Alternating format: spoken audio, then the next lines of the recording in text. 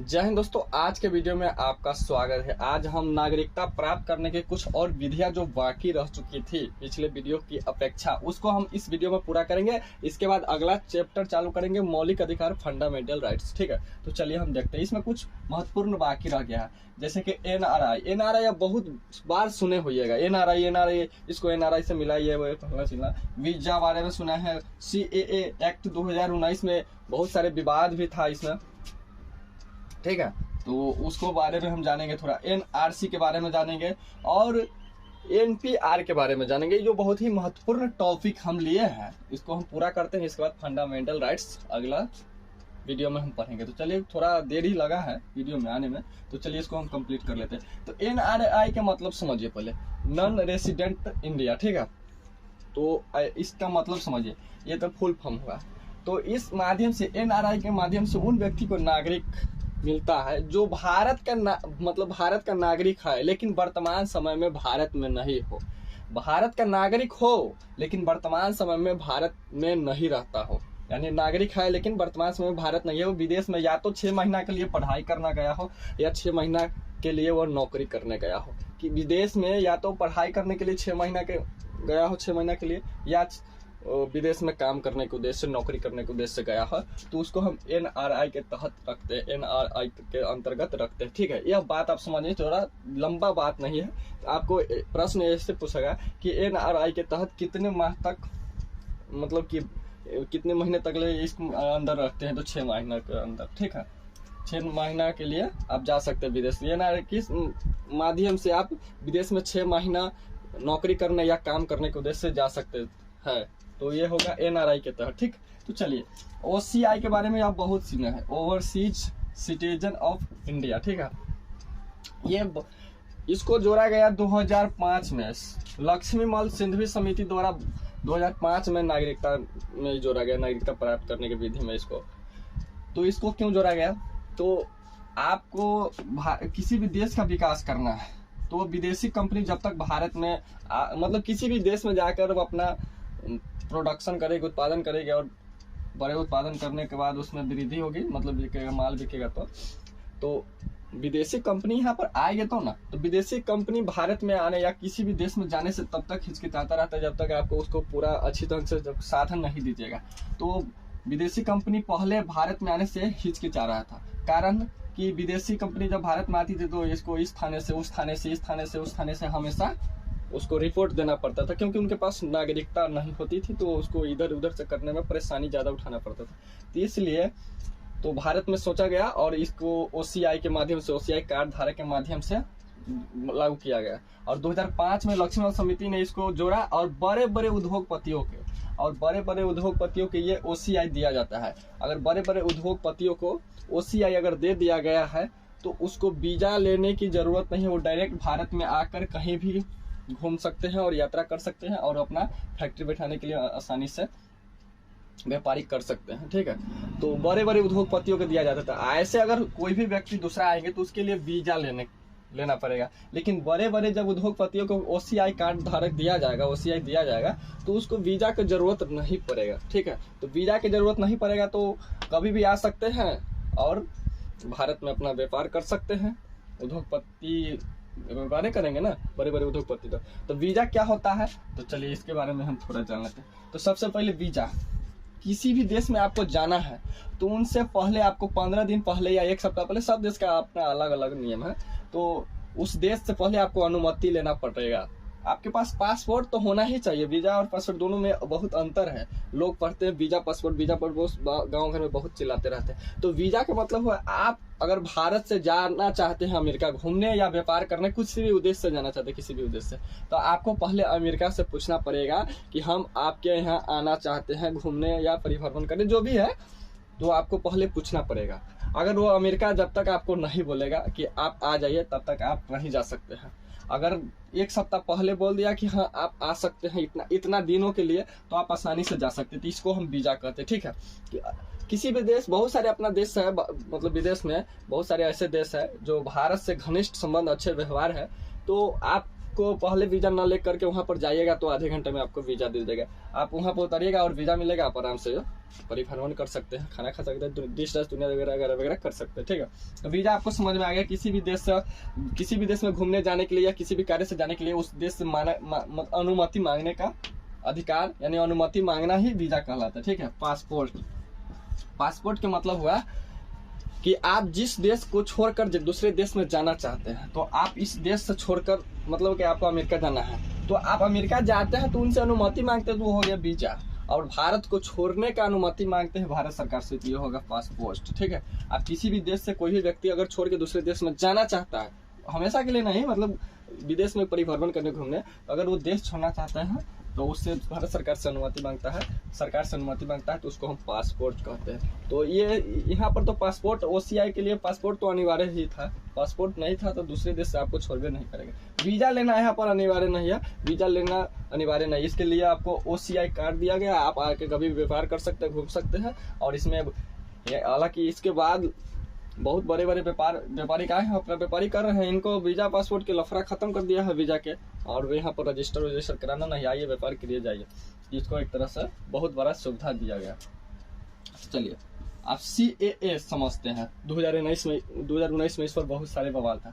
Citizenship amendment act, इसमें कहा क्यों गया कि जो व्यक्ति 31 दिसंबर 2014 के पहले पाकिस्तान, अफगानिस्तान, बांग्लादेश में इतने 3 जो देश है, पाकिस्तान, अफगानिस्तान और बांग्लादेश में जितने भी धार्मिक प्रताड़ना से अल्पसंख्यक प्रभावित हो रहे हैं, जैसे धार्मिक प्रताड़ना में तो वहाँ मुस्लिम भी ज्यादातर पाकिस्तान में प्रभावित हो रहे हैं, धार्मिक मामले में उसको ज्यादा मतलब कि टॉर्चर हो रहा है, हिंदू भी पाकिस्तान में ज्यादातर हिंदू को टॉर्चर किया जाता है और मुस्लिम को भी, तो वहाँ पर मुस्लिम कंट्री है ये है। तो हिंदू, बौद्ध, सिख, जैन, पारसी और ईसाई, इसमें कहीं भी मुस्लिम का जिक्र नहीं किया गया है, सिर्फ अल्पसंख्यक के, और ब्रैकेट में इधर इतना शब्दों का हिंदू, बौद्ध और सिख, जैन, पारसी और ईसाई, और इतने लोग हैं, इन जाति के लोग हैं, इन कास्ट के लोग हैं, हिंदू, बौद्ध, सिख, जैन, पारसी और ईसाई, ये लोग जितने भी धार्मिक प्रताड़ना से, जो धार्मिक तो मतलब धार्मिक उसको प्रताड़ना का मतलब समझते हैं, टॉर्चर। तो पाकिस्तान में और अफगानिस्तान, बांग्लादेश में जितने भी हिंदू, बौद्ध, सिख और जैन, पारसी, ईसाई जो है धार्मिक प्रताड़ना से प्रभावित है, वह भारत आ सकते हैं, उनको हम नागरिकता दिया जाएगा। इसमें कुछ छूट दिया गया है, लेकिन इस पर बहुत ज्यादा बवाल था इसमें, लेकिन मुस्लिम नहीं है। देखिए इधर मुस्लिम कंट्री ज्यादा, अगर मुस्लिम रहता तो बहुत सारे आ सकते थे, लेकिन ऐसा नहीं किया गया, इसमें बहुत सोच समझ के इसको बनाया गया। तो इसको कहा गया, पहले जो नागरिकता प्राप्त करने की विधि थी, जो विदेश से यहाँ पर आते थे उसको 10 से 11 वर्ष रहना पड़ता था, लेकिन इस एक्ट में संशोधन करके 5 वर्ष आप अगर भारत में है, 5 वर्ष है, हालांकि इसको अगर सही से समझिएगा तो 10 वर्ष ही है, 10-11 वर्ष ही पूर्ण होना ही है, हो भी जाता है, तो इसमें 11 वर्ष नहीं है, 5 वर्ष कर दिया गया। ठीक है, और इसको 20 दिसंबर 2019 को पाकिस्तान के 7 शरणार्थियों को भारत में नागरिकता दी गई, और इसी 7 शरणार्थियों को नागरिकता देकर लागू किया गया इस कानून को, CAA 2019 को। ठीक है, 7 शरणार्थी के जो पाकिस्तान के, उसको नागरिकता देकर 20 दिसंबर 2019 को इसको लागू किया गया। ठीक है, इस कानून को, और लागू करने का अगर आप सोचते हैं कि यहाँ पर 11 वर्ष था पहले, लेकिन 5 वर्ष कर दिया गया इसमें, तो एक तरह से किया गया 5 वर्ष, लेकिन अगर सही मायने में समझिएगा तो ये 10 वर्ष हो ही जाता है, समझे। देखिए 2014 से पहले कहता है, तो 2014 से पहले 2013 तक जोड़िए, और 13 से 19 तक जोड़िए, लगभग यहाँ आपको यहाँ पर पूरी ही जाता है, समझ लीजिए ना अंतर कैसे। 5 वर्ष पहले 2014 से पहले जो 5 वर्ष रहा हो, और 14 के बाद, तो 14, 5, 19 ऐसे हो गया, और 14 से पहले यानी 13 तक जो 5 वर्ष रहा हो, तो 5 वर्ष ये, 5 वर्ष ये, 5-6 वर्ष, 10-11 वर्ष तो ऐसे ही पूरी ही जाता है, लेकिन इसमें कंडीशन रखा गया इस तरीके से कि समझने में कुछ कंफ्यूज किया जाए, समझ में आइए गया होगा। चलिए अब NRC के बारे में समझे। NRC भी कुछ विशेष नहीं है, नेशनल रजिस्टर ऑफ सिटीजन। ठीक है, सिटीजन, ठीक है, ये समझ में आ गया। ये इस असम के नागरिक, असम में जितने भी नागरिक हैं उनको इसमें इसके अंतर्गत NRC के अंतर्गत रखा गया। ये नागरिक रजिस्टर, भारतीय नागरिक रजिस्टर होगा, इसमें सभी नागरिक का लिस्ट है इसमें कि कौन कौन नागरिक भारत का है, असम का नागरिक कौन कौन, मतलब कि हालांकि भारत में तो एक ही नागरिकता है, तो असम के राज्य में जितने भी नागरिक है इसमें लिस्ट है, इतना ही समझिए। इसमें कैसे है NRC, क्यों आया, कैसे आया, इस पर हम समझते हैं। पाकिस्तान और बांग्लादेश के साथ जब 1971 में विवाद चल रहा था, युद्ध हो रहा था, तो वहाँ से बहुत सारे लोग धक्का मुक्की मारपीट के वजह से परेशान होकर भारत में आना शुरू कर दिया। और जब भारत में आना शुरू किया तो भारत बांग्लादेश से सटा हुआ है, तो उस रास्ते से बहुत लोग भारत आए। तो उसी समय जब ज़्यादा आने लगे ना, तो नागरिकता देने के लिए सरकार बेचैन में यहाँ पर परेशानी हो रहा था। तो सुप्रीम कोर्ट बोले थे, सुप्रीम कोर्ट अब बहुत सारे आ गए तो यहाँ पर रहने लगे, ठीक है। तो 2013 में बहुत सारे यहाँ पर नागरिकता हालांकि मिला भी था। तो इसमें विवाद हुआ जम के, और जम के भी असम में विवाद हुआ, तो इधर से मार के धक्का मार के यहाँ से भेजना शुरू कर दिया। तो सुप्रीम कोर्ट बोले थे 2013 में कि NRC लाइए और रजिस्टर बनाइए, और इसके अंतर्गत जो 2071 नहीं होगा, 1971 के पहले, यानी 24 मार्च 1971 के पहले, जो 24 मार्च 1971 के पहले भारत में आ गए हैं बांग्लादेश से, 24 मार्च 1971 के पहले जो भारत में आ गए हैं, उसको NRC के तहत भारतीय नागरिकता दी जाएगी, ठीक है।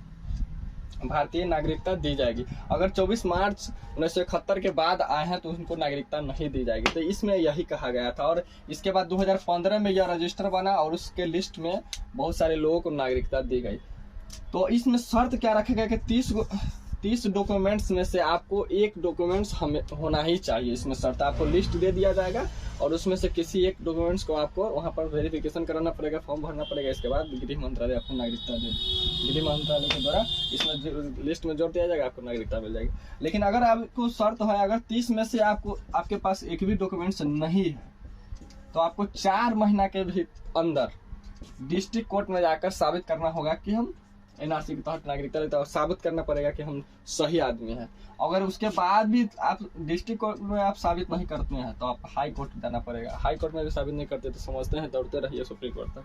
उसके बाद भी अगर साबित नहीं हो पाता है तो आपको डिटेक्शन सेंटर में भेज जाएगा, ठीक है। डिटेक्शन सेंटर में आपको भेज दिया जाएगा और सरकार के अंडर में रखा जाएगा, ठीक है। तो आपको उम्मीद करता हूँ कि ये टॉपिक आपको बढ़िया से समझ में आया होगा। अगला टॉपिक है एक और, इसमें है NPR, नेशनल पॉपुलेशन रजिस्टर। यह है तो जनगणना पर आधारित है। 1955 और 2003 के अंतर्गत इस दोनों को कंबाइन करके और इसको बनाया गया, और जितना भी जनसंख्या होता है इसके माध्यम से सही रिपोर्ट जारी किया जाएगा। तो कोई बड़ी बात नहीं है, तो इसको समझ लीजिए।